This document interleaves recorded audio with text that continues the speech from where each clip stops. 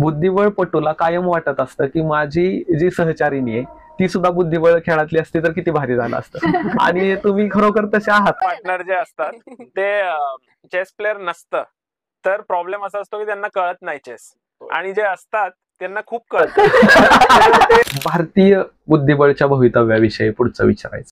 भारताचं चेसचं फ्युचर खूपच चांगलं आहे. म्हणजे आता आपण अशा सिच्युएशन मध्ये आहोत की दुनियामध्ये कुठेही मोठी टुर्नामेंट झाली तर 1 किंवा 2 भारतीय प्लेयर असतातच. बिशप तिरका का चालतो? नाईट आहे तो 2.5 घरं चालतो, पण का? मला पण माहित नाही. आवडता खेळाडू? विश्वनाथन आनंद.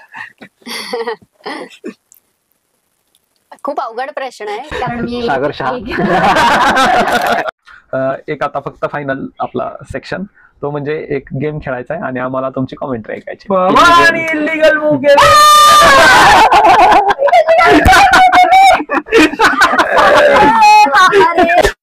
लय पैशावाल्यांच्या युट्यूब चॅनलवर तुमच्या सगळ्यांचं स्वागत.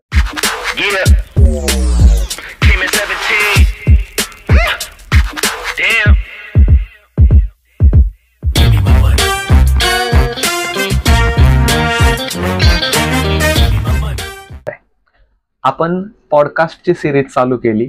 आपल्याकडे अर्थतज्ञ नरेंद्र जाधव आले, समाज सुधारक पैगंबर शेख आले, आणि त्यानंतर सुद्धा आपल्याकडे असेच आज इंटरनॅशनल मास्टर सागर शहा आणि चेसबेस इंडियाच्या को फाउंडर अमृता मोकल मॅडम आज आपल्यासोबत आहे. तो आजपर्यंत आपण त्यांच्या डोक्यात काय चालू आहे हे त्यांनी बऱ्याच वेळा त्यांच्या लाईव्ह स्ट्रीम्स मधून सांगितलेलं आहे, पण आज आपण त्यांच्या हृदयात सुद्धा काय चालू आहे ते सुद्धा बघून घेणार आहे. आणि त्यासाठी मी स्वागत करतो चेसबेस इंडियाचे founder Sagar Shah, international master, आणि त्यांच्या सोबतच Amruta madam, international chess player, co founder of ChessBase India. Welcome sir. Welcome. Thank you. तुम्ही इथे आलायत आमच्या ऑफिस मध्ये तर तुम्हाला वेलकम. चेसबेस इंडियाची स्थापना कशी झाली, त्याला तुम्हाला आव्हानं कशी आली?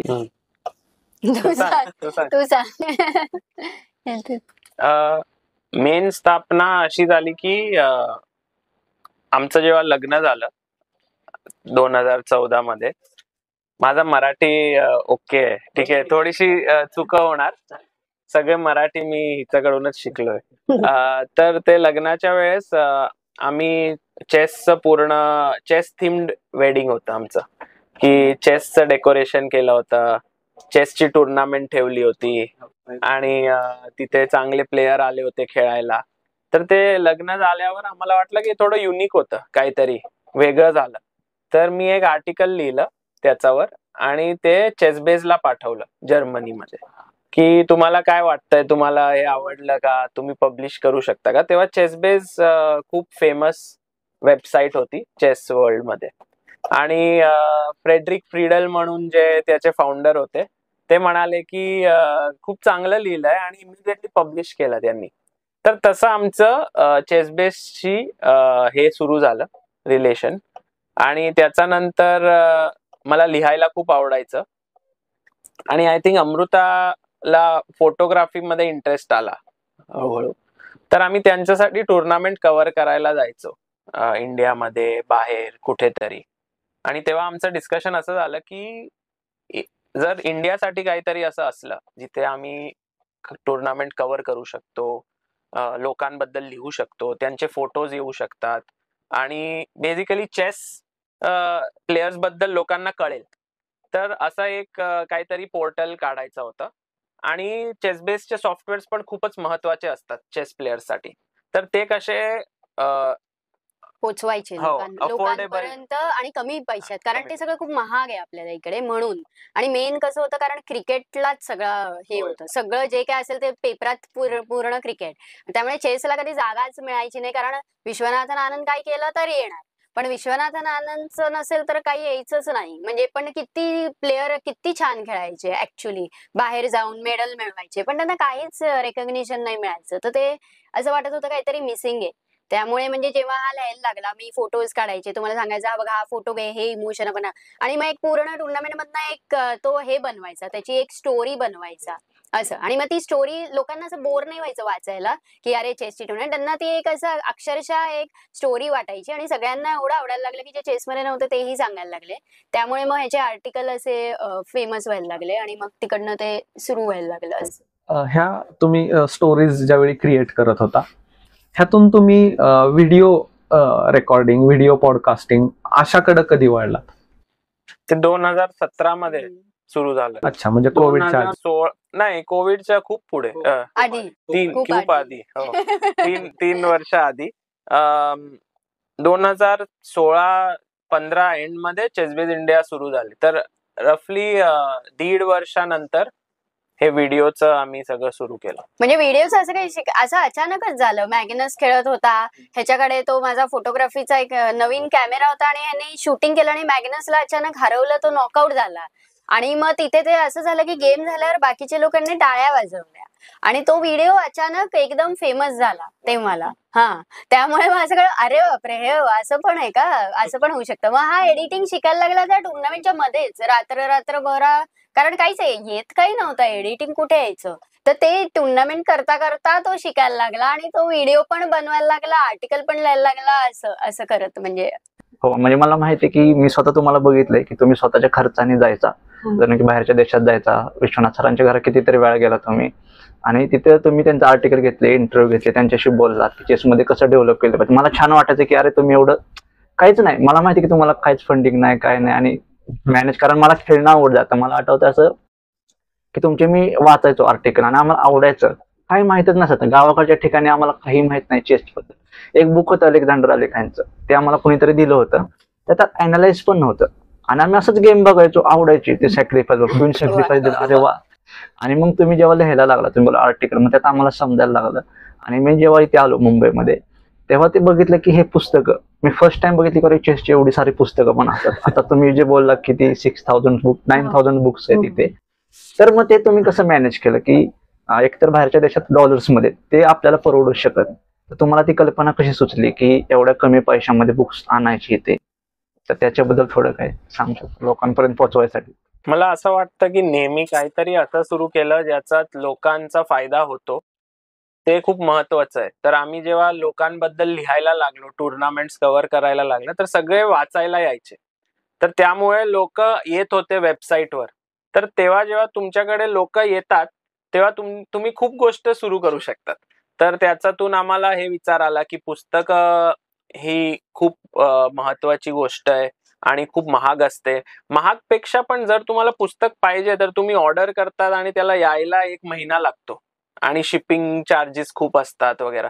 तर आम्ही कारण खूप ठिकाणी गेलोय, तर आम्हाला खूप लोक माहित होते.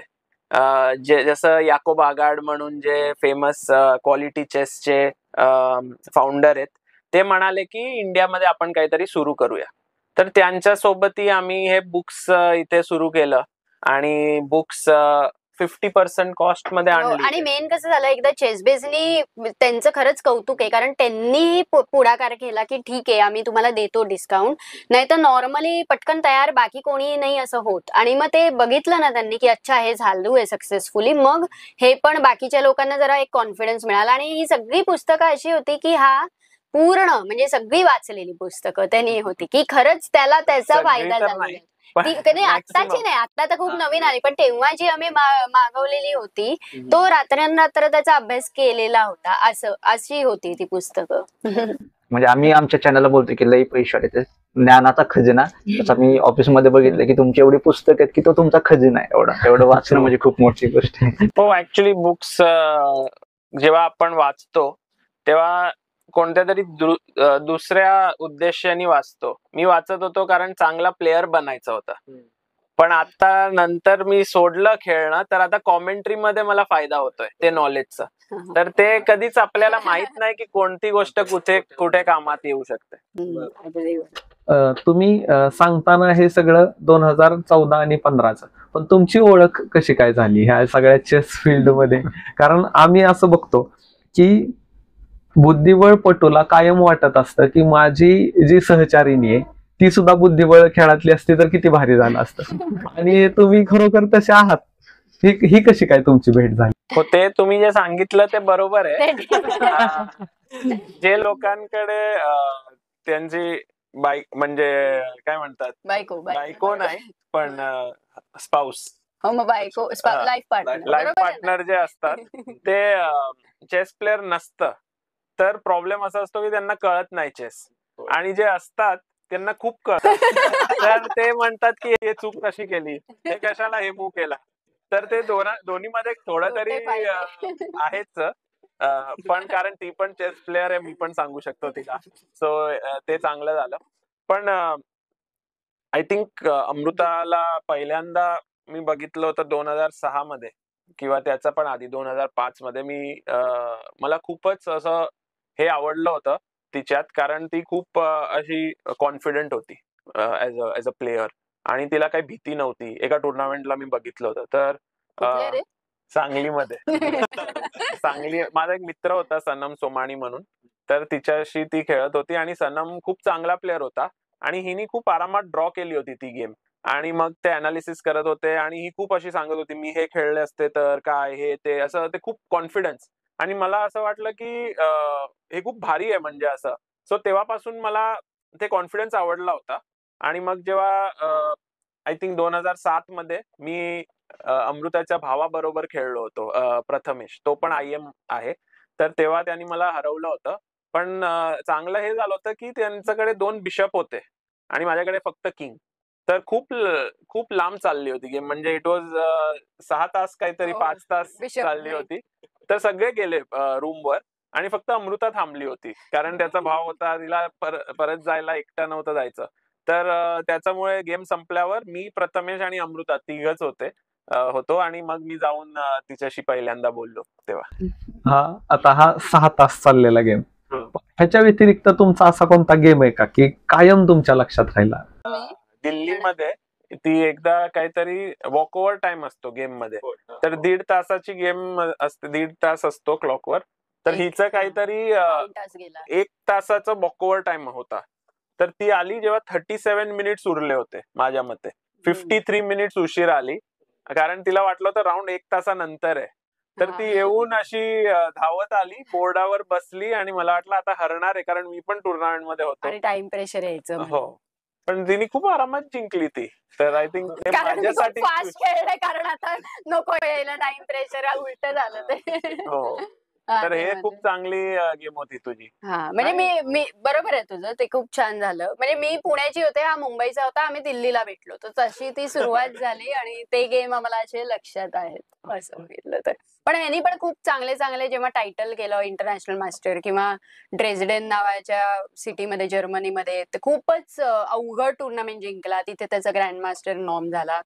तर अशा टुर्नामेंटच्या आठवणी अशा त्या वेगळ्याच असतात शक्यतो. भारी तुमचं पुणे मुंबई पुणे. ते मूवी आपण बघितलं होतं ना, पुणे मुंबई पुणे, चांगलं होतं ते.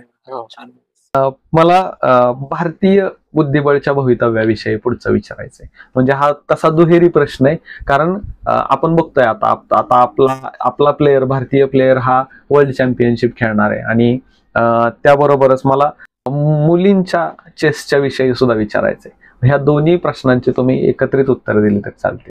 भारताचं चेसचं फ्युचर खूपच चांगलं आहे. म्हणजे आता आपण अशा सिच्युएशन मध्ये आहोत की दुनियामध्ये कुठेही मोठी टुर्नामेंट झाली तर 1 किंवा 2 भारतीय प्लेयर असतातच. आणि गुकेश जे वर्ल्ड चॅम्पियनशिपला पोहोचलाय, तो 17 वर्षाचा होता तेव्हा कॅन्डिडेट जिंकला. हे खूप मोठी गोष्ट आहे. म्हणजे आय थिंक त्याचा आधी कस्पारो होता, जे कॅन्डिडेट जिंकला होता, तो 20 वर्षात जिंकला होता, म्हणजे 3 वर्षा पुढे तो जिंकला. तसंच प्रज्ञानंदा, मॅग्नस कार्लसनला आता लॉंग गेम मध्ये हरवलं. अर्जुन एरिगायसी वर्ल्ड नंबर 4 झालाय 20 वर्षात. म्हणजे विदित गुजराती, म्हणजे मी नाव कधी कधी असं असतं ना की 1 किंवा 2 चॅम्पियन असतात.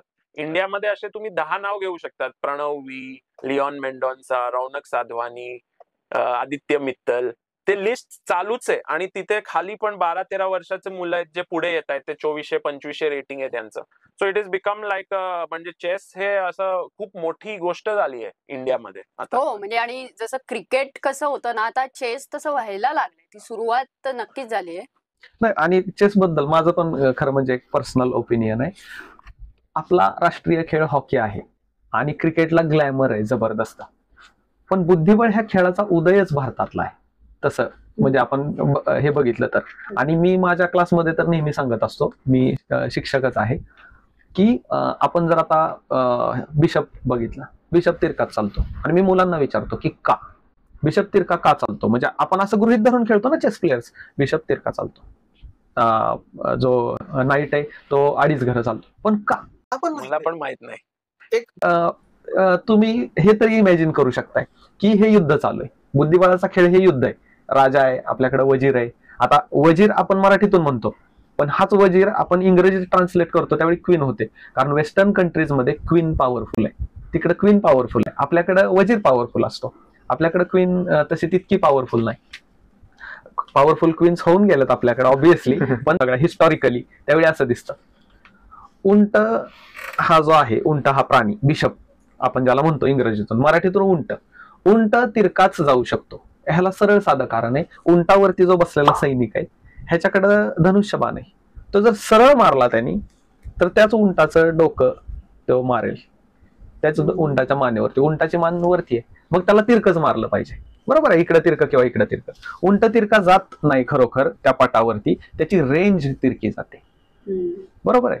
आणि हेच पॉनचं सुद्धा आपण बघतो, सामान्य सैनिक जो असतो त्याच्याकडची ढाल इतकी मोठी असते की सुरुवातीला हाऊ इज द जोश म्हणून तो 2 घरं एकदम चालतो, पण नंतर ती ढाल घेऊन तेवढा जोश, त्यामुळे तो सुरुवातीला 2 घरं जाईल, पण परत परत तो एकच घर जाईल, बरोबर. भरपूर विचार केला. होय होय. आम्ही लहान मुलांना आम्ही सांगतानाच विचारतो, आणि ती ढाल एवढी मोठी असताना तो सरळ मारू शकणार नाही, त्याला मारताना तिरकं मारावं लागेल, म्हणून पॉन चालतं सरळ, मारतो तिरका, म्हणजे जितकं आपण त्यात जितकं खोलात शिरल तितकं हा गेम इंटरेस्टिंग आहे.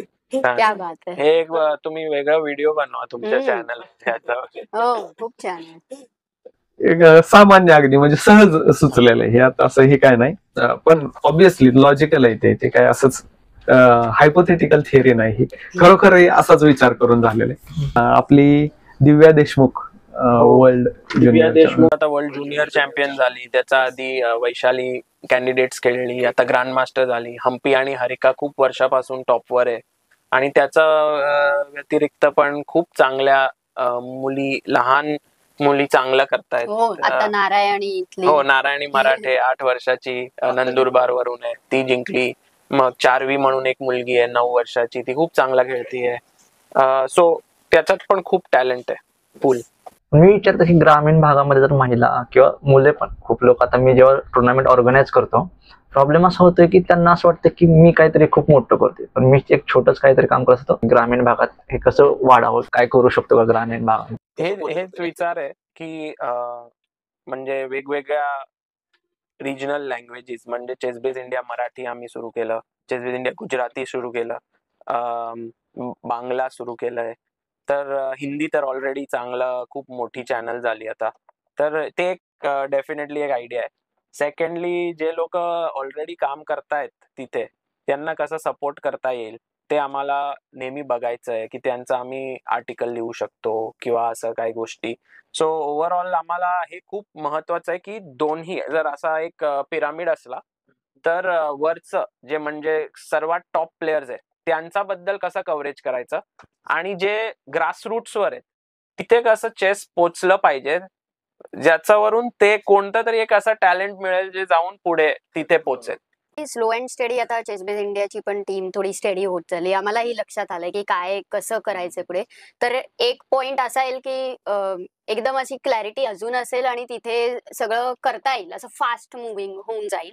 तर त्याचे सगळे विचार तर चालू आहे. आता AI एवढे येत आहेत की जसं सेम व्हिडिओला ऑटोमॅटिक ते मराठीत पण करतील ट्रान्सलेट इकडे, आता ते सगळं म्हणजे पुढे तो एक प्रॉब्लेम राहणार नाहीये. सो त्याच्यात आम्ही बरेच ह्याचे नॉलेजचे जे सेशन्स होते त्याला आम्ही ट्रान्सलेट करू शकू मराठीमध्ये आणि बाकी लँग्वेजेस मध्ये पण. आणि एका पॉइंटला थोडं करायची इच्छा आहे की ट्रॅव्हल केलंय आम्ही, स्वतः पण तिथे आलोय, सगळ्यांना भेटलोय जे जे चांगलं काम करतात, आणि मग जसं हा म्हणतोय की मग त्यांना कसा प्रोत्साहन देऊ शकतो असं. जसं की तुम्ही व्हिडिओज मधून लाईव्ह घेता आणि मदत करता, मी स्वतः बघितलं की लोक पण खूप मदत करतात चेसला. तर मी बघितलं की जिल्हा परिषद शाळांमधून गावाकडे खूप टॅलेंटेड मुलं आहेत, खूप. पण कधी कधी काय होतं की त्यांना एक 10 किलोमीटरचं अंतर पार करू शकत नाही, कारण की त्यांना तेवढे पण पैसे नाहीयेत. तर त्याच्यासाठी तर काय करू शकतो? डेफिनेटली विचार केला पाहिजे ह्याच्यावर, आणि आम्हाला त्याच्यामुळे आम्ही हेल्प चेस फाउंडेशनची सुरुवात केलेली आहे. ते आमचं चॅरिटेबल ट्रस्ट आहे. तर त्याच्यावरून जितके आम्हाला पैसे मिळतात आम्ही इंडियन चेस मध्ये टाकतो. तर आतापर्यंत आम्ही फक्त प्लेयर्सला सपोर्ट केलेला आहे. टॅलेंटेड जे कोणी चांगलं, कोणीतरी असं नॅशनल लेवलवर चांगलं केलंय आणि त्यांच्याकडे पैसे कमी आहेत तर आम्ही सपोर्ट केलाय. पण आय थिंक हे पण आम्ही थोडे पुढे असं करू शकतो की रिजन्सला सपोर्ट करू शकतो. जसं आता तुम्ही तुमच्या रिजन मध्ये चांगलं काम करतायत तर एक छोटस आम्ही फंड ठेवू शकतो की लोक तिथे कॉन्ट्रीब्युट करू शकतात की तुम्हाला त्यांचं काम आवडतंय तर त्या कामाबद्दल लिहू शकतो. भोपालमध्ये असं निखिलेश खूप करतोय तर तिथे कदाचित लोक असे, जसं तुम्ही म्हटलं की चेसची कम्युनिटी एवढी मोठी आहे आणि सगळे कॉन्ट्रीब्युट करतायत, तर जे प्रोजेक्ट त्यांना असं वाटतं की हो इथे केलं पाहिजे आम्ही कॉन्ट्रीब्युट, ते आम्ही एक ऑपॉर्च्युनिटी बनवली पाहिजे. आम्ही अजून विचार करणार या प्रश्नानंतर अजून सिरियसली. आणि ह्याच दृष्टीनं जे नवीन प्लेयर्स आहेत आता, जे कुठले तरी व्हिडिओज बघतात आणि स्वतः खेळतात, हारतात, मग व्हिडिओज बघतात युट्यूबवरती आणि मग त्यांना वाटतं की आता आपण ह्यातून इम्प्रूव्ह करावं. त्यांचा मार्ग कसा असावा, की त्यांनी काय नेमकं बघावं, कुठले ऍप्स वापरावेत, कोणत्या पद्धतीचं कोचिंग घ्यावं, काय सांगा? पुस्तकं कोणती? पुस्तकं कोणती वाचावी? मला असं वाटतं की सर्वात महत्वाचं आहे की चेसमध्ये कॉम्पिटिटिव्ह एलिमेंट आहे खेळायचं. तर ते जास्तीत जास्त खेळले गेम्स आणि टॅक्टिक्स असतात ऑनलाईन तर तुम्ही सॉल्व्ह करू शकतात वेबसाईटवर जाऊन. जसं ली चेस आहे, chess.com आहे. ते पुस्तकं पण असतात, पण पुस्तकामध्ये कसं तुम्हाला ते लावावं लागतं, तर ऑनलाईन तुम्ही ते सॉल्व्ह करू शकतात. आणि त्याच्यानंतर तुम्ही जे काही गेम्स खेळतात ते तुम्ही बघून तिथे बघू शकतात की तुम्ही काय चुकतात. आता इंजिन आहे म्हणून तुम्ही ते बघू शकतात, पण तुमच्याकडे जर कोणीतरी कोच असला जे तुम्हाला सांगू शकतो की हे तुमचं चुकतंय, तर त्याने खूप फायदा होऊ शकतो. तर टुर्नामेंट्स, प्रॅक्टिस आणि सेल्फ गेम अनालिसिस हे एवढं केलं तर तुम्हाला पुढे जाता येईल. हो, आणि त्याच्यात तुम्ही जी पुस्तकं म्हणजे तरी पण मांडायचं, आता ते प्रॉब्लेम तर झालेला आहे मोबाईल आणि सगळ्या या ह्याच्यात, की कोणी मांडायला पटकन तयार नसतं. पण तरी एखाद दोन पुस्तकं तरी नेहमी असावी, कारण ती एक सवय असते की आपल्या डोळ्यांना आपण खेळायला जातो तेव्हा बोर्डावरच खेळणार आहे शेवटी. त्यामुळे वेबसाईट्स पण बरेच आहेत, लीचेस आहे, प्लेचेस आहे, chess.com आहे. पुस्तकांमध्ये 2-4 पुस्तकं नक्की आम्ही सजेस्ट करू शकतो. सिल्मनचं रिअसेस युअर चेस चांगलं आहे, सिल्मनचं एंड गेम चांगलं आहे, की ते 0 रेटिंग पासून 2500 पर्यंत 2200 पर्यंत तरी तुम्ही आरामात वाचू शकता. असं इतकं बिगिनर पासून 2 पुस्तकं ठेवली ती. आणि टॅक्टिक्स साठी आता खूप लोकांना पूर्वीचे गेम वगैरे एवढे बघायचे नसतात, तर वुडपेकर मेथड मध्ये कसे सगळे टॅक्टिक्स दिलेले आहेत आपल्या सगळ्या वर्ल्ड चॅम्पियन्स मधून. तर त्याच्यातनं ऑलरेडी तुम्हाला दोन्हीची आयडिया येऊन जाते की अच्छा विश्वनाथन आनंदचे हे पोझिशन्स आहेत, मजा पण येते अशा टाईपनी बघायला. थोडं सिन्सिअरली ज्यांना करायचंय त्यांना तर खूपच ऑप्शन्स आहेत. करेक्ट. आणि आम्ही आम्ही आता फ्रीचं ते एक चेस रंगा म्हणून पण आहे, जिथे आपलं ह्याचे चेस खेळायला पाहिजे ते आता इंग्लिश मध्ये आहे. पण ते छोटे छोटे व्हिडिओ आहेत, अगदी सिंपल आहे, की काही येत नसेल तुम्हाला तर तुम्ही 1.5-2 तास, म्हणजे हे अक्षरशः मी बऱ्याच जणांना पाठवले, काही येत नव्हतं आणि त्याच्यातनं त्यांना चेस यायला लागलं, मग ते क्लबमध्ये वगैरे आलेले आहेत, असंही झालेलं आहे. तर तेच आम्ही ते आमचं आयडिया अशी आहे की ते स्कूलमध्ये वगैरे कसं त्याच्यातनं की फायदा करता येईल, की प्रत्येक ठिकाणी कोचच असला पाहिजे असं नाहीये, पण एकाला चेस येतंय आणि ह्याचं ट्रेनिंग आहे समजा, की मग दोन्हीला कसं पुढे पुढे घेऊन जाऊ शकतो, तसं फ्री मध्ये चेस तरी तुम्ही शिकता आलं पाहिजे एका स्ट्रक्चरनी. तो आमचा चालू आहे प्रयत्न. पुस्तकांच्या बाबतीत मी ज्यावेळी पुस्तक घेतलेलं, आपलं मराठीमधून वडनप नावाचे एक लेखक आहेत, त्यांचं पुस्तक घेतलेलं. आपण बोलताना आता बिशप, रूक असंच बोलतोय. मराठी जरी आपण असलो तरी पण नाईट, पॉन, H5, J6 अशीच भाषा बोलतोय. पण त्या पुस्तकात नाईट E4 लिहायचं असेल तर घो म्हणजे घोडा, E4, आणि ते इतकं अवघड होऊन जायचं की कळायचंच नाही काय करावं. एकतर आपण बोलताना ह्या भले आता प्रत्येक खेळाची एक भाषा ठरून जाते. आता ज्यावेळी आपण प्रोफेशनल चेस विषयी बोलतोय त्यावेळी खरोखर आपण नाईट E4 हो, ती युनिव्हर्सल लँग्वेज झाली आता, आणि तशीच असली पाहिजे ऍक्च्युली. कारण आता जे इन्फॉर्मेशन सगळीकडे आलंय फ्री मध्ये अवेलेबल, जे पूर्वी नव्हतं, त्याच्यातनं आज तुम्ही जरी समजा अमेरिकेला गेलात तरी तुम्ही जेव्हा त्याच्याशी बोलणार नाईट C6 त्याला कळेल, तुम्हालाही कळेल, पण नाही तर ते कळणार नाही. त्यामुळे ते मस्ट झालेलं आहे. होय होय होय. आपण तिथं थोडा मराठीचा अट्टहास कमी करून एक जास्त इन्क्लुझिव्ह असायला हरकत तेवढंच. नाही. आणि अगदी कारण आम्ही चेसपाचं जे आमचं पुस्तक आहे अगदी लहान मुलांसाठी हो. कार्टून फॉर्म मध्ये, की Cartoon त्याच्यात जरा मजा यावी असं, तर त्याच्यात पण आम्ही आता मराठी ट्रान्सलेट करतो, हिंदीत करतो. तर तोच प्रॉब्लेम होता की अरे काय करूया, हिंदीत आपण घोडा म्हणून म्हणूया त्याला का हे म्हणूया, खूपच मोठा हा प्रश्न होता ऍक्च्युली. आणि मग आम्ही म्हंटल की ठीक आहे, बाकीच्या लँग्वेजेसला आपण नाईट ऍटलिस्ट पीसेसला तरी तेच ठेवूया, कारण ते जेव्हा शिकायला पण जातील कुठे, बाकीचे तर नाईट आणि रुकच म्हणणार. म्हणजे ते जर का ते म्हणाले नाही तर त्यांना पण प्रोग्रेसमध्ये थोडा प्रॉब्लेम होणार. त्यामुळे ते आता असं नेसेसिटी झाली आहे ती. आणि आमचे सुद्धा अनुभव असेच होते. आम्ही सुद्धा बुद्धिबळच्या स्पर्धा खेळायला जायचो.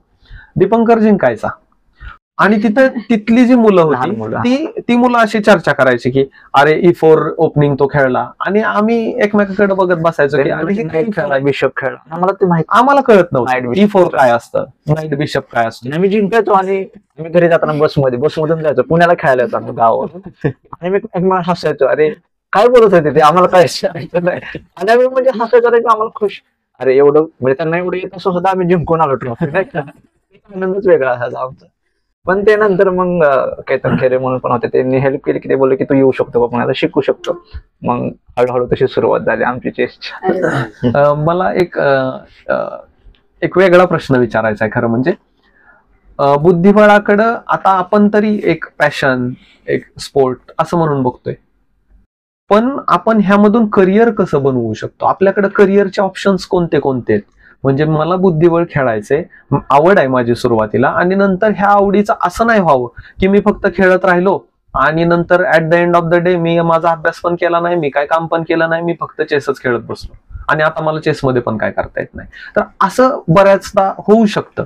इतर चेस खेळाच्या बाबतीत तसं कमी होताना दिसते, पण इतर खेळांच्या बाबतीत जर विचार केला तर हे असं सर्रास होतंय की ते खेळ खेळणारे मुलं ते खेळ खेळतात, त्यांचा टाइमपास होतो फक्त, आणि नंतर at the end of the day त्यांच्याकडे काहीच नसतं. कुठेतरी कामाला जातात, कुठल्या तरी कंपनीत, कुठेतरी मला त्या कंपनीतल्या कामाला कमी लेखायचं नाही, पण त्यांना पर्याय नसतो म्हणून ते तिथे जातात.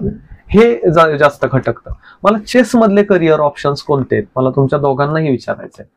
हो, म्हणजे करिअर ऑप्शन्स हे खूप महत्वाचं आहे आणि मी ते सांगतो. पण त्याच्या आधी पण मला असं वाटतं की कोणीतरी चेसचं जर्नी सुरू केली आणि खूप मनापासून प्रॅक्टिस केली आणि खूप मनापासून शिकले, तर एक खूप मोठा जग उघडतो त्यांच्यासाठी. कारण हे पूर्ण वर्ल्ड मध्ये लोक खेळतात. तर जर तुम्ही चांगलं केलं तर तुमचे नवीन मित्र बनतात, तुम्हाला ट्रॅव्हल करायला मिळतं आणि तुम्ही तिथे जातात तर तुम्हाला नवीन लोक भेटतात आणि त्याच्यातून जे तुम्ही शिकू शकतात ते खूप मोठं आहे. म्हणजे मी सांगू शकतो आजच्या ह्याच्यात गुकेश म्हणून जे प्लेयर आहे तो 5वी पर्यंतच त्यांनी अभ्यास केलेला आहे, पण जर तुम्ही त्याच्याशी बोलायला गेले तर तुम्हाला कधीच वाटणार नाही की तो शाळेत नाही गेलेला आहे. किंवा हरिका असली, ही हरिका म्हणजे ती कधी शाळेत नाही गेली आहे, खूप कमी, मला वाटतंय खूप 2nd 3rd पर्यंत, तर ती पण. सो ह्याच्यावरून हे कळतं की चेस मधून तुम्हाला ऍक्च्युली तुम्ही तुमचं जीवन चांगलं करू शकता, तुम्ही गोष्ट शिकू शकतात. करिअरचा प्रश्न आला तर आता चेस जसं ग्रो होत आहे तर चेसचे खूप करिअर ऑप्शन्स वाढत आहेत. जसं आधी होतं की फक्त तुम्ही प्लेयर होऊ शकता, पण आता तुम्ही कोच होऊ शकतात, त्याच्यानंतर तुम्ही ऑर्गनायझर होऊ शकतात, तुम्ही आर्बिटर बनू शकतात. आता मीडिया वाढतंय तर तुम्ही लेखक होऊ शकतात, तुम्ही व्हिडिओ बनवू शकतात, तुम्ही युट्यूबर होऊ शकतात, असं खूप ऑप्शन झालेलं आहे. सो आय थिंक आपण त्या मनाने नको जगायला की काय आधी ऑप्शन्स होते. आता जसं टेक्नॉलॉजी वाढतंय तसे खूप नवीन नवीन जॉब्स क्रिएट होत आहेत चेसमध्ये. बरोबर. आणि हा नेहमी म्हणतो की चेस असा वेगळ्या ह्याचा दृष्टिकोन जो आहे चेसचा, तो फक्त एक स्पोर्ट किंवा एक खेळ असं नाहीये. तो एक ऍक्च्युली तुम्ही त्याच्यातनं जे जग बदलू शकतं जे तुमच्यासाठी, ते खूप मोठ्या लेवलवर आहे. म्हणजे आपण सगळीकडे ऐकलं तर आहेच आहे, फोकस वाढतो, आपली त्याच्यातनं डिसिजन मेकिंग वाढतं. पण ती गोष्ट खरंच अगदी खरी आहे. म्हणजे त्याच्यात काही वादच नाहीये की तुम्ही आज इंटरव्ह्यूला तुम्ही चेस खेळलाय आणि तुम्ही 10वीत जसं खूप लोक सोडून देतात चेसला, पण इंटरव्ह्यूला ते गेले, जॉब इंटरव्ह्यूला, की तिथे अच्छा तुम्ही चेसचे चांगले प्लेअर होता, तर तुम्हाला नक्कीच तो फॅक्टर कन्सिडर केला जातो. कारण चेस नाही तर पूर्वी तर खूप बोरिंग असायचा खूप लोकांसाठी, आणि आता त्यांनी पद्धतीने इंटरेस्टिंग झालेला तर आहेच आहे. आणि फोकस म्हटलं तर आता पहाटे पहाटे उठून हा तासन तास एक एक गोष्ट करू शकतो. म्हणजे इतकं कॉम्प्लेक्स एडिटिंग करू शकतो, इतकं तेवढा तो फोकस एवढा करू शकतो. तर चेस खेळला त्यांनी फरक पडतोच, की सीएचा जो अभ्यास केला त्यांनी, तोही एका लायब्ररीत जाऊन तो 6-6 तास नुसता अभ्यास करू शकायचा असा. असं नाही की पूर्ण 3 वर्ष केला. शेवटचे काही महिने त्यांनी चेस थांबवलं आणि अभ्यास केला. तर हा खराच फायदा आहे. आणि चेसनी आपण ह्युमॅनिटी जे बदलू शकतो, जसं आता हा गेला होता एका ठिकाणी जिथे फिडेनी हे केलंय, की जेलमध्ये चेस शिकवतायत. मग असं बघितलं तर असे बरेच प्रोग्राम जे चालू आहेत, त्याच्यातनं खरंच त्या लोकांना जसं पंजाबमध्ये आज एक ड्रग्जला फाईट करायला चेस ते आणायला प्रयत्न करतात, की तुम्ही चेसचा विचार मनात आला तर तो विचार केलेला चांगला आहे. तुम्हाला बाकी वाईट सवयी खरं म्हटलं तर चेसच्या गेम फील्डमध्ये जितकं असं म्हणणार तुम्ही बिघडलेले लोक किंवा हे ते कमीत कमी आहेत.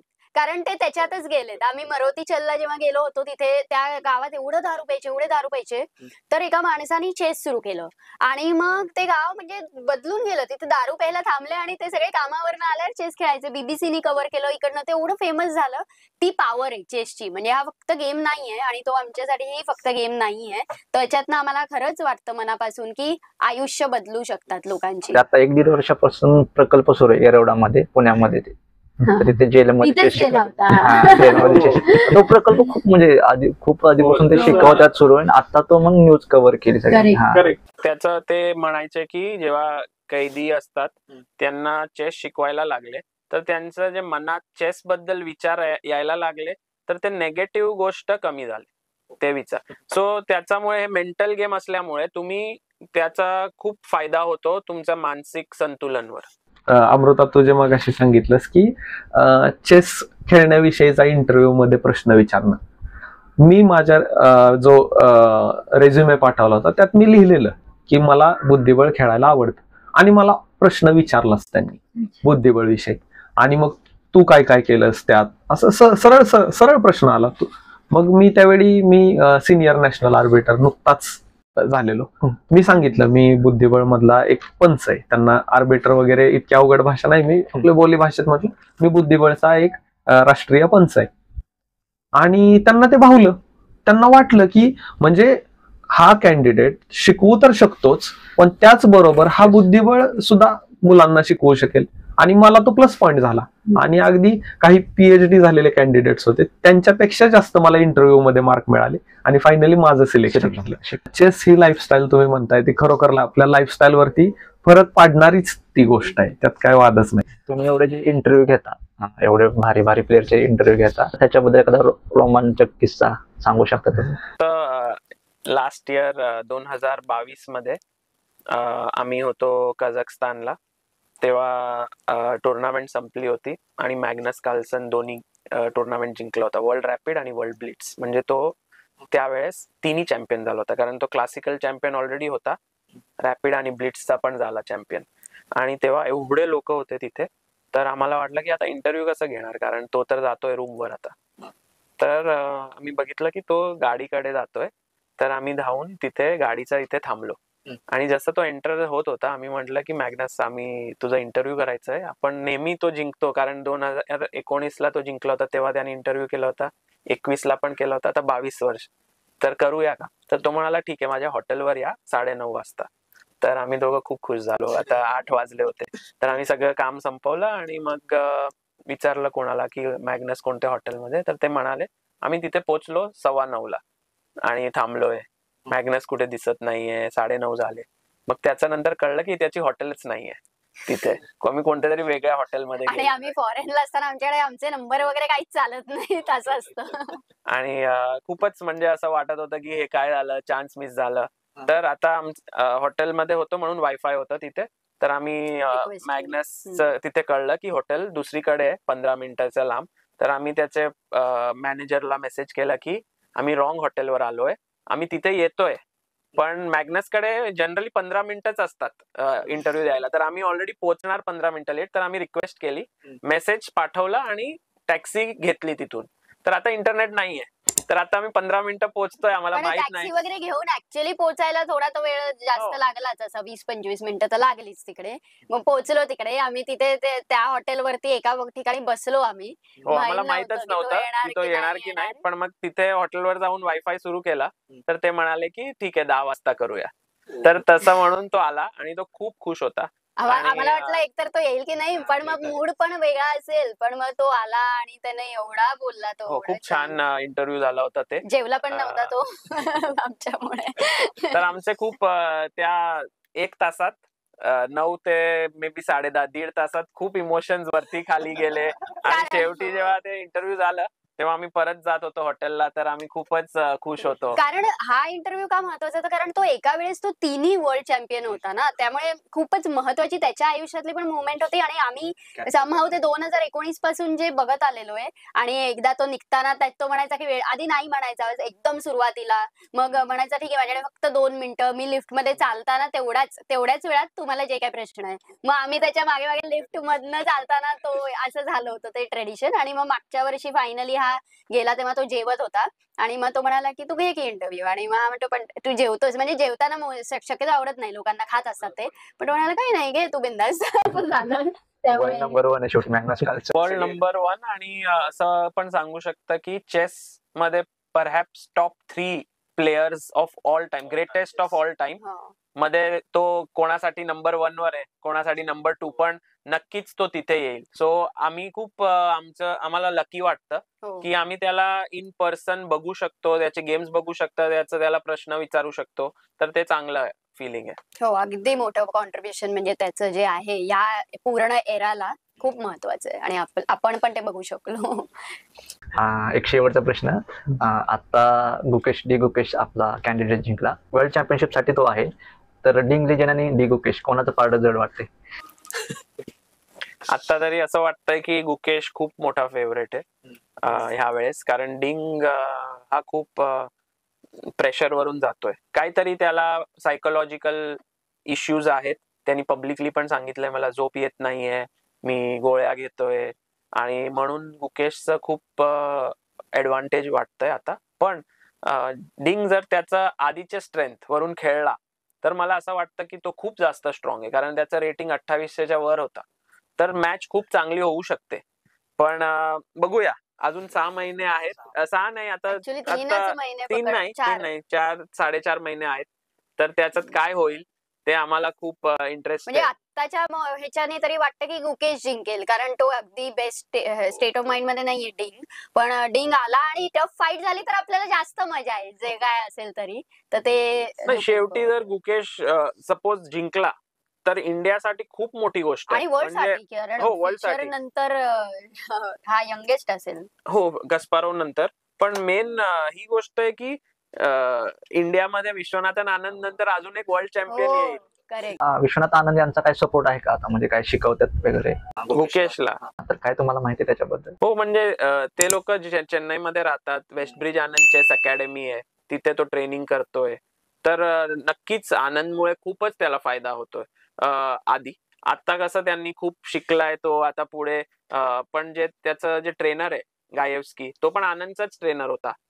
तर ते पण खूप म्हणजे आनंद नसता तर कदाचित त्याच्यातला बऱ्याच काही गोष्टी नसत्या, कदाचित आम्ही हे केलं नसतं. म्हणजे ते इन्स्पिरेशनच्या मार्गाला लावलं त्यांनी, जे कोण काही कुठे आम्ही कुठेतरी विचारलं की चेस म्हणजे काय, तर विश्वनाथन आनंद. आता कुठे हळूहळू म्हणजे प्रज्ञानंदाचं नाव घ्यायला लागलं. म्हणजे कोण येते तो लहान मुलगा, म्हणजे माझे मित्र बोलत कोण रे तो प्रज्ञानंदा, असं छान वाटतं की हा चला चेस आता ग्रो होते. विश्वनाथ आनंद बद्दल माझं एक पर्सनल ओपिनियन सुद्धा असं होतं की विश्वनाथ आनंदने जितक्या घरांमध्ये चेस पोहोचवला, आपल्या भारताचा जर विचार केला तर विश्वनाथ आनंदमुळेच आम्हाला तर चेस माहिती. आणि तरी सुद्धा अशा वर्ल्ड चॅम्पियन प्लेअरला भारतरत्न पुरस्कार मिळत नाही. मी पॉलिटिकल सायन्स शिकवतो, त्यामुळे मला त्या पुरस्काराचं महत्व माहिती आहे, आणि मला खरोखर कळतं की नेमके कोण व्यक्ती आहेत. स्पोर्ट्स पर्सनला ज्यावेळी पुरस्कार द्यायचा असतो असा, त्यावेळी प्रत्येक रेकॉर्ड्स मोडत असतात. त्यामुळे तुम्ही स्पोर्ट्स पर्सनला असा कोणता अवॉर्ड द्यायचा म्हणजे विचार करावा लागतो की अरे हे जर पुढच्या प्लेअरनी जर हे सगळे रेकॉर्ड्स मोडले तर त्याला पण द्यावा लागेल अवॉर्ड. बरोबर आहे ना? तर मग असा ज्यावेळी विचार येतो त्यावेळी खरोखर विश्वनाथ आनंद त्या तोडीचा वाटतो. की त्यांनी जितक्या घरात चेस पोहोचवलंय, जितक्या मुलांपर्यंत. आणि दुसरी गोष्ट का मुलांमध्ये चेस प्रसार होणं महत्वाचं आहे, ज्यावेळी मी इतर स्पोर्ट्स आपण बघत असतो त्यावेळी तो जो आनंद व्यक्त करणं असतं हे जास्त असं रिॲक्टिव्ह असतं, कधी कधी ते अब्युझिव्ह असतं. चेसमध्ये तसं होत नाही. जिंकलेला प्लेअर सुद्धा शांतपणे उठतो आणि तो जातो त्याच्या रूम मध्ये आणि तिकडे गेल्या म्हणजे त्यांचं सेलिब्रेशन, म्हणजे त्यांचं डोकं ठिकाणावर असतं. इतर गेम्स मध्ये असं होताना दिसत नाही. की त्यामुळे खरोखर मला चेस ह्या खेळाविषयी मला खूप आत्मीयता आहे की अत्यंत जे अशी मुलं असतात जास्त रिॲक्ट करणारी आणि तत्काळ काहीतरी प्रतिक्रिया देणारी, अशा मुलांना सुद्धा ताळ्यावरती आणणारा हा खेळ आहे. आणि हे खेळाचं महत्व आहेच 100%. मला यानंतरचा आपला पुढचा सेक्शन, आपले 2 राहिलेले आहेत, एक रॅपिड फायर आणि दुसरं म्हणजे एक गेम. तर मला वाटतं आपण रॅपिड फायर आधी घेऊ. जे तुम्ही एक छोटासा प्रश्न आहे आणि उत्तरं तुमच्या दोघांकडून अपेक्षित आहेत. तर पहिला माझा प्रश्न, आवडता खेळाडू? विश्वनाथन आनंद. खूप अवघड प्रश्न आहे कारण मी सागर शहा. आधी लग्नाच्या आधी मी असं म्हणायचं प्रथमेश मोकल होता, लग्नानंतर सागर शाह आहे. अगदी ऐकलेलं आहे वाटतं. बरोबर आहे. E4 का D4? E4 कधीही. D4. तुम्ही भांडण लावायला केले का? Favourite book? चेसची का? चेस. चेसची बुक एक अमेच्युअर्स माइंड करून होती पुस्तक, सिलमनची. खूप भारी पुस्तक आहे. प्रॅक्टिकल चेस डिफेन्स मला फार आवडलं, याकोब अगाडचं. त्याच्यात असं वाटायचं मला उत्तर मिळालं पण ते अपोनंटकडे काहीतरी असायचंच नेहमी, मग असं त्यामुळे मग त्यांनी फायदा आला खूप. रॅपिड की क्लासिकल? रॅपिड. क्लासिकल. खेळायला कॉमेंट्रीसाठी सांगितलं तर कदाचित रॅपिड मला आवडेल कॉमेंट्री करायला, कारण ते लहान असत. पण मला स्वतःला जर खेळायचं असेल खेळायला पण मला रॅपिड, कारण मला टाइम प्रेशर येतं, मग इथे अपोनेंटला पण येतं. फेवरेट गुकेश प्रज्ञानंद? खूप अवघड. त्याचं उत्तर नाही. मला असं वाटतंय की गुकेश म्हणजे जर बोलायला डीप कॉन्व्हर्सेशन करायचं असेल तर गुकेश बरोबर बसतो मी, आणि जर मजा करायची असेल टाइमपास तर प्रज्ञानंदा बरोबर. आणि हो, म्हणजे ते दोघं असेच ना की लहानपणापासून जे आम्ही त्यांना बघितलंय आणि त्यांच्याशी जे एक रिलेशन डेव्हलप झालंय, खरंच एकालाही वेगळं असं नाही करू शकत. दोघांमध्ये अशा वेगळ्या वेगळ्या मस्त गोष्टी आहेत. स्वित्झर्लंडला आम्ही कॅम्पला राहिलो होतो त्यांच्याबरोबर. दोघेही जेवल्यानंतर दोघंही व्यवस्थित त्यांचं ताट ठेवायचे सिंक मध्ये वगैरे. म्हणजे अगदी अगदी काही त्यांची कटकट नाही, काही त्यांची अपेक्षा नाही. घरी पण आला होता गुकेश DVD इथेच रेकॉर्ड करायला, ऍक्च्युली त्यांनी अटॅकिंग चेसची करायला. तर तेव्हाही खायला पण मी त्याला म्हणाले काही हवंय का, काही वेगळं आवडतं का? नाही, दही भात बस. म्हणजे अगदी काही हेच नाही. तर त्याच्याकडनं खरंच खूप गोष्टी शिकायला आहेत. आणि प्रज्ञानंद, वैशाली हे दोघेही, यांना पण लहानपणापासून बघितलंय आणि दोघेही म्हणजे अगदी प्रज्ञानंदाकडून हे शिकायला मिळतं की कसं कोणत्याही गोष्टीत तुम्ही फक्त त्या गोष्टीकडे लक्ष द्यावं आणि बाकीचं इतर गोष्टींचा विचार करू नये. म्हणजे त्याला विचारलं प्राइज मनी किती जिंकला एका टुर्नामेंट जिंकल्यावर, तर त्याला माहित नसतं. रेटिंग किती वाढली तर ते पण त्याला माहित नसतं. पण तुम्ही विचारला की 8व्या गेमच्या 24व्या मूव वर तू हे का मूव खेळला, तर तो नक्कीच सांगेल तुम्हाला, 10 मिनिटाचं उत्तर देईल. तर ते मला खूप आवडतं त्याचं. शेवटचा पण सगळ्यात तसाच महत्वाचा प्रश्न रॅपिड मधला, पुणे की मुंबई? मी तुझी अपेक्षा जी असेल ते माहित नाही, पण मी मुंबई म्हणेन. खरं याच्यावर मला वाटलं मी पुणे सांगून आपलं सेम येईल. मग तू सांग पुणे. माझे पप्पा इथे घाटकोपरला बॉर्न झालेले आहेत. मी इथे यायचे दर उन्हाळ्याच्या सुट्टीत घाटकोपरलाच. आणि जेव्हा त्यांना कळलं की घाटकोपरचाच मुलगा आहे तेव्हा ते खूपच खुश झाले. अरे वा, तू घाटकोपरला चाललीस. मी म्हटलं अहो पप्पा, पण मी घाटकोपरला चालली. पण त्यांना तेच आवडलं होतं. असं बीच आहे इकडे, पुण्याला बीच नाहीये. मला थंडी आवडत नाही, पुण्याला प्रचंड थंडी आहे, त्यामुळे मला मुंबई आवडतं. खूप मोठं आहे पण Mumbai as compared to Pune city खूपच जास्त डिस्टन्सेस जास्त आहे. आणि मी कधी कधी पुण्याला जातो तर मला आवडतं, कारण तिथे चेस कल्चर खूप आहे. तिथे जास्त प्लेयर्स आहेत आणि फ्रेंड्स खूप आहेत तिथे चेसचे. हो, तिथे अभिजित कुंटे जे ग्रँड मास्टर झाले पुण्याचे आणि त्यांनी एवढं सगळं कॉन्ट्रीब्युट केलं चेस स्प्रेड करायला, ते खूप महत्वाचं होतं. म्हणजे तिथे खरंच स्ट्रॉंग प्लेयर्सचा ग्रुप आणि ते कल्चरमध्ये डेव्हलपमेंट पुण्याच्या प्लेयर्सची पण बऱ्यापैकी फास्ट होत होती. तर ते अगदी नक्की. आणि लाईफच बघायला तुम्ही पुण्याला बऱ्यापैकी रिलॅक्स होतं. सकाळी दुकानं आरामात उघडतायत, दुपारी सगळे बंद करून झोपायला जातायत. आणि मुंबईला सगळे आपले लोकल मिळण्यासाठीच इतकी गडबड, इतकी चालतीये तरी पण सगळे पटपट पटपट चालता येते. म्हणजे मी सुरुवातीला जेव्हा आले तेव्हा इथे सगळे घाईत आहेत, सगळे म्हणजे 12-1 वाजले तरी असं वाटतं की अरे झाली का नाही रात्र.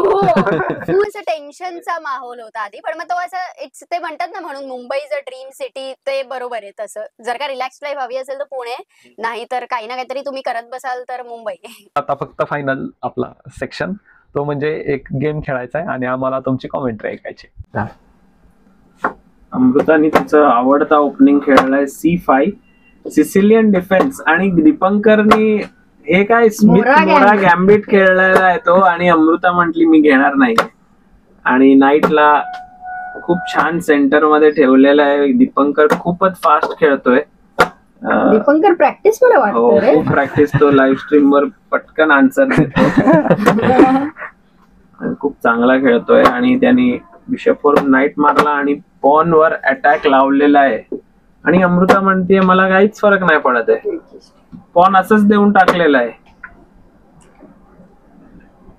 आणि चेक देऊन हो हे नाईट मागे पण जातो, पण अमृता मारलं पॉन.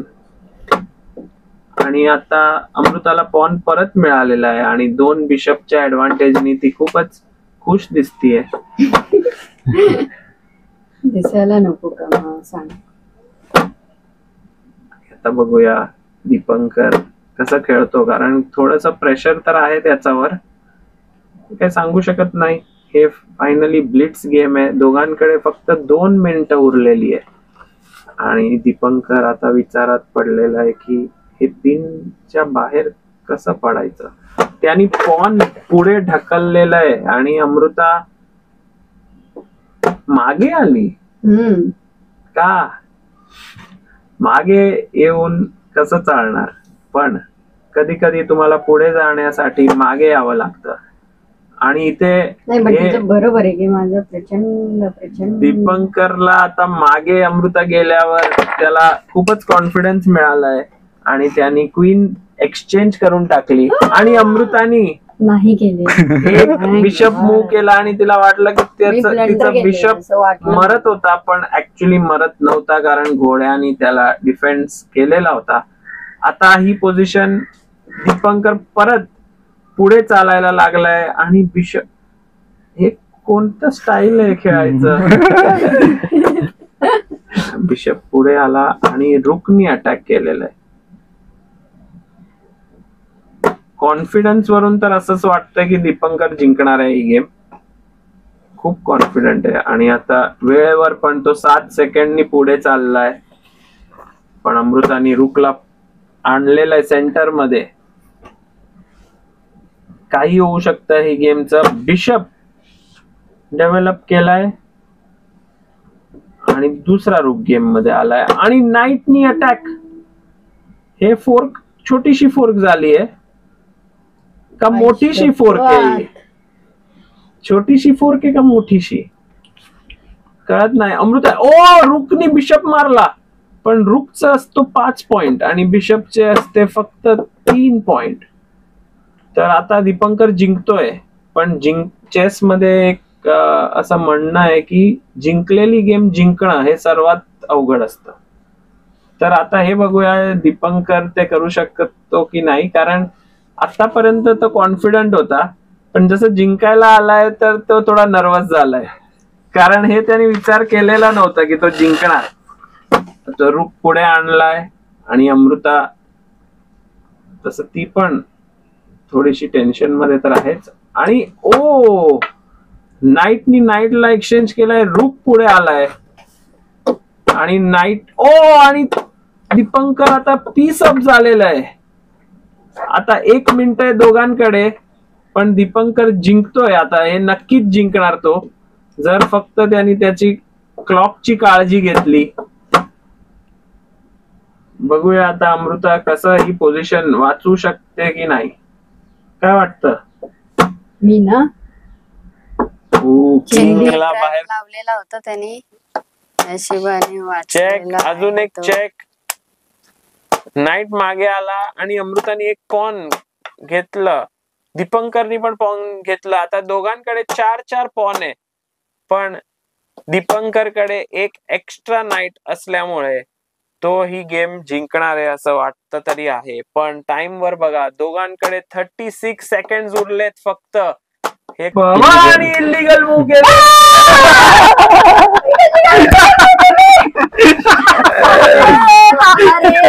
ते करू कंटिन्यू. काय कर मूवमुळे 1 मिनिट मध्ये लॉस नाही, ना. 1 मिनिट मिळते. मग तू रिझाईन करू शकते, कारण 1 मिनिट नाही नाही, एनिवे पोझिशन पण